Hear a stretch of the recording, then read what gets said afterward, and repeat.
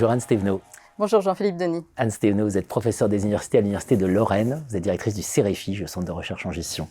Anne Stévenot, vous êtes membre du réseau R2E. C'est à ce titre que je viens vous voir aujourd'hui. Je suis entrepreneur et je me demande s'il n'est pas temps que j'ouvre mon capital et que j'aille chercher des investisseurs. Qu'est-ce que je dois avoir en tête ? Alors, effectivement, parfois c'est nécessaire, cela devient nécessaire très souvent pour financer le développement de son entreprise. Ouais, l'endettement ne suffit plus, l'endettement ne suffit plus. Alors les investisseurs vont intervenir en fonds propres, ou quasi fonds propres, et donc devenir des actionnaires pour une durée limitée, 7 ans en moyenne. Donc c'est comme un couple, un mariage finalement que vous engagez. À durée déterminée quand même. À durée déterminée, certes.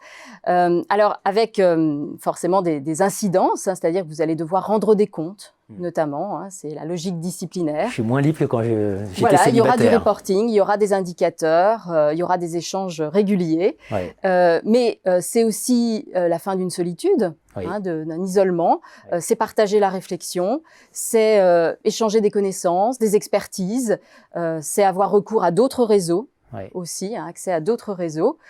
Donc, il y a des enjeux également qu'on qualifie de cognitifs. C'est épouser une nouvelle famille aussi. C'est épouser une nouvelle famille. Alors, évidemment, c'est une relation, vous le disiez, à durée déterminée.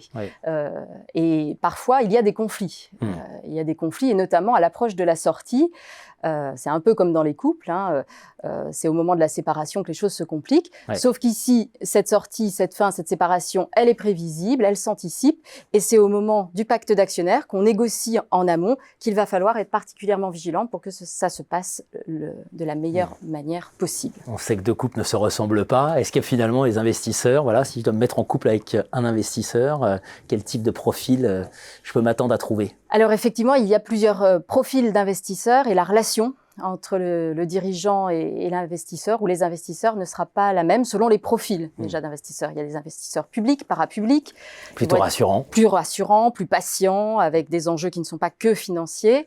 On va avoir des filiales de banques régionales qui interviennent souvent avec les investisseurs publics. On va avoir des indépendants nationaux, internationaux qui sont plus exigeants avec des horizons plus courts. Souvent, on va mettre en place des LBO aussi en même temps. Et puis, on va avoir également le CVC, le Corporate Venture Capital, avec des enjeux plus stratégiques de captation d'une innovation, d'une technologie aussi pour la maison mère. Alors, il y a le profil de l'investisseur qui va jouer, mais il va aussi y avoir la répartition forcément du capital. Et est-ce qu'on fait intervenir un seul investisseur ou plusieurs? Est-ce qu'ils vont être majoritaires, minoritaires à plusieurs? Alors, il y a des dirigeants qui, par expérience, ont vraiment choisi une stratégie qui est d'avoir recours à plusieurs investisseurs plutôt qu'un seul, de façon, alors, bien sûr, ça enrichit, on va dire, la relation, les échanges, mais aussi avec une stratégie, clairement, du diviser pour mieux régner. Il ne faut jamais que j'oublie que les investisseurs vers lesquels je me tourne sont polygames eux-mêmes, c'est-à-dire qu'ils ont plusieurs investissements, et donc se penser aussi dans cette situation, éventuellement, à devenir polygame, parce que n'avoir qu'un seul, ça peut être dangereux. Absolument, le polyamour. Bien sûr. Et alors, finalement, pour les séduire ou les convaincre, ces investisseurs? Alors, les investisseurs vont s'attacher à des éléments évidemment objectifs au travers du business plan, mais il y a aussi des dimensions plus psychologiques. J'ai envie de dire surtout même, non ? Et certainement, surtout. Il y a un adage dans la profession, ce qui compte en 1, c'est les hommes, en 2, c'est les hommes, en 3, c'est les hommes.